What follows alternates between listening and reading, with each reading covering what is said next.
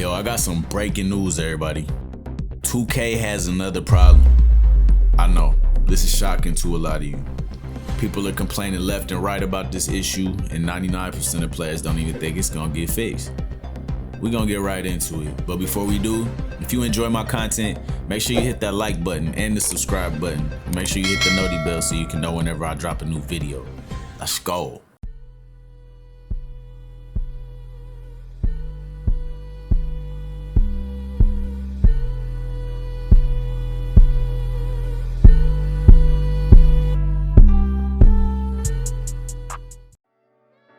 Alright y'all, so today's issue that has everybody complaining is rhythm shooting.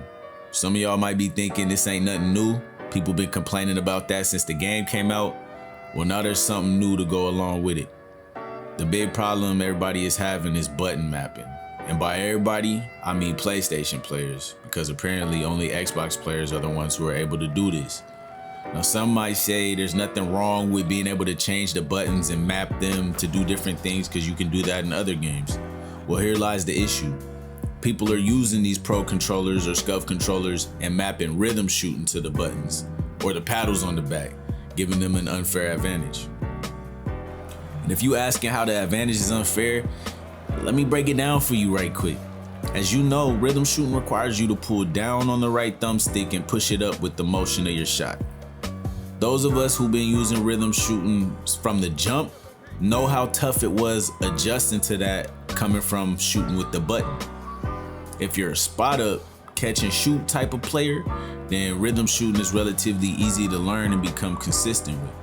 But if you're a guard, especially if you're a shifty guard who likes to dribble and combo up a lot, then rhythm shooting is way more difficult, especially if you're trying to quick stop into a rhythm shot, step back, or anything like that. It's just more difficult. And if you disagree, let me break it down for you, Mark.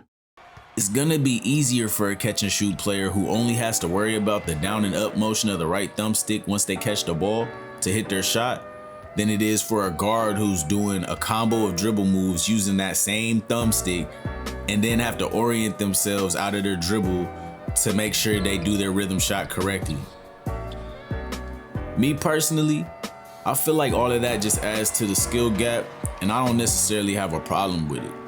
It should be harder for a guard to hit their rhythm shot off the dribble than it is for a player who is catching a shoot. It just makes sense to me.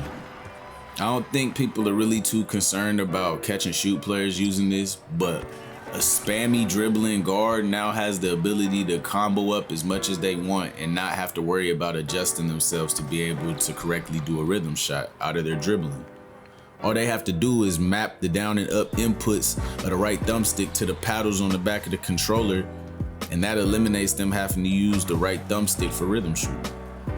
Now, I haven't seen any Zen-like gameplay myself coming from anybody since this issues came up, but regardless of that, as a guard, I don't want to match up against somebody who's going to have an easier time rhythm shooting than me and receiving that 70% boost that comes with it. That's clearly an unfair advantage. But like I said before, I haven't had any outrageous experiences with it yet, so I honestly don't see it as too much of a problem. It doesn't really matter to me if they take it out or not, but if they don't take it out, I would hope they at least make it so PlayStation players have the ability to do it too. It's only fair. I've been hearing that PlayStation players are able to do it as well, but I've only seen that on a couple random Twitter replies, and I haven't looked into it myself to see if it's true. But majority of people are saying it's only an Xbox thing. I want to know what you guys think about this. Also, if you got more info, let me know in the comments. That's gonna do it for this video though, y'all. I hope this was insightful and I hope you enjoyed the video. Until next time.